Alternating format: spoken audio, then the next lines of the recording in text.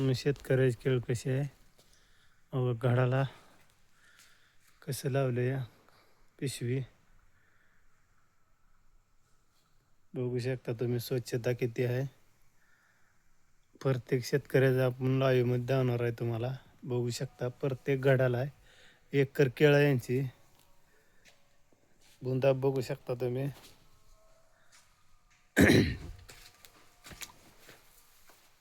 बघू शकता तुम्ही. आपल्या चॅनेलला लाईक करावं सगळ्यांनी, सबस्क्राईब करावं सगळ्यांनी.